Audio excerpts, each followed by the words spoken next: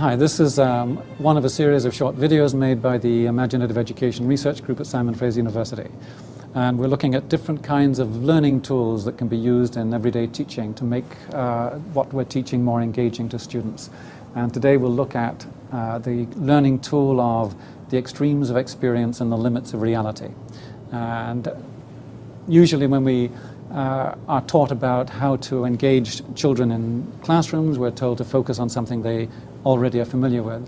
And this is a little different. It's asking instead that children focus on the things that are most distant in some ways from their experience, things that are exotic and strange, things like the stuff you find in the Guinness Book of Records. That's what really engages kids. Who is the fastest person, the hairiest, the biggest, the smallest. It's those extremes of reality that most readily engage them rather than the things that they are most familiar with.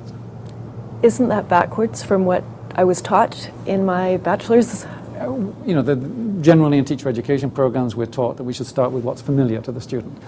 But in some ways what's most familiar is what bores kids out of their minds. If you look at what they're really interested in, it's these strange, exotic, bizarre things. And everybody knows this, it's just that we tend to ignore it a little when we do our everyday teaching.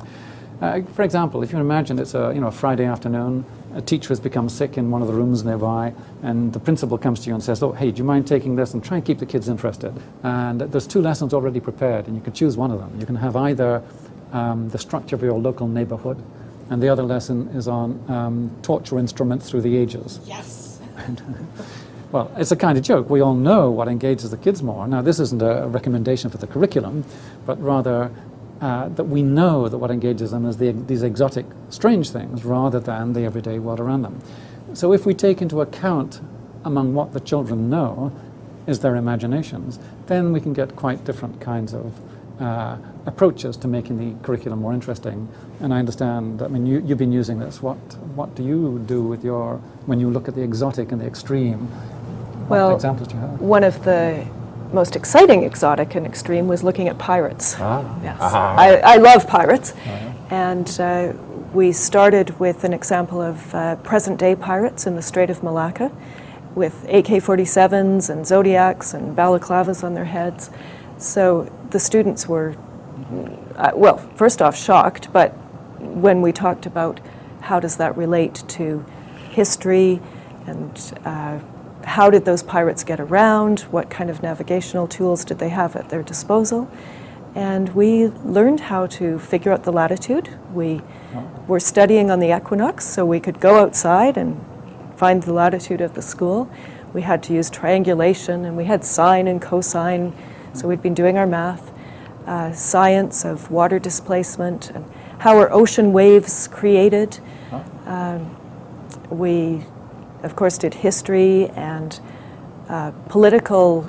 We had a whole political section about democracy because pirates by and large were fairly democratic. And we looked at the fierce Chinese female pirates that sailed the seas, and Johnny Depp, of course, one of my favorite pirates. And we covered, you know, and language arts, Treasure Island. I think it allowed us to go in depth in a really dramatic way, didn't take any more time, and was engaging for me as well as for the students. But you've also been using the extremes in all kinds of ways. Oh, sure. Well, one of the ones I quite enjoy with our teacher education students at Simon Fraser is they have to teach about eels, the science curriculum for grades 6, 7, and I suggest they begin with the fact that the ancient Greeks and the Romans used to love eating eels. But what was really mysterious was the fact that nobody could ever see a pregnant eel. The Romans and the Greeks and the Egyptians before them had all eaten eels in great numbers, but nobody could find a pregnant one. And this lasted for 2,000 years, 2,500 years. People were eating eels in huge numbers, but couldn't find any pregnant ones. And the hero of our story that we're going to tell about the eels is a man called Johannes Schmidt, who was a Dane. And the exotic and extreme feature of his behavior was that he became fascinated with where eels were coming from. They were all over the rivers of North America and Europe, but nobody had seen a pregnant one, so where were they coming from? And he discovered these larvae in the Mediterranean, and discovered the closer he got to the Straits of Gibraltar, the smaller the larvae were. So being one smart Dane, he realized if I get out into the Atlantic, and indeed he found they were smaller and smaller, and he spent 20 years interrupted by minor things like the First World War, and went up to the Arctic and down to the Azores and across to the Bahamas, constantly taking samples of the water, looking for smaller and smaller larvae. And he had sea captains who were taking samples for him and labeling where they got them.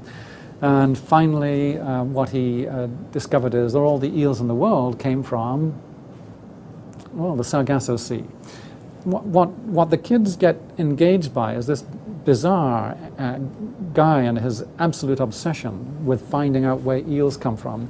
And because they've already been cued by the puzzle of where they're coming from, they really get engaged in finding out then all about the eels, and the changes the larvae go through, the life cycle of the eel, which is typically to go to the rivers, spend 10 years, come out and head back to the Sargasso Sea. And we're still not altogether sure what they get up to when they get there. So through Schmidt's work, you know, and his life and his exotic way of exploring, and the kids found that whole subject really fascinating. So thank you, Caitlin. And if you'd like to see any more examples of these learning tools in action, please go to the Imaginative Education Research Group website.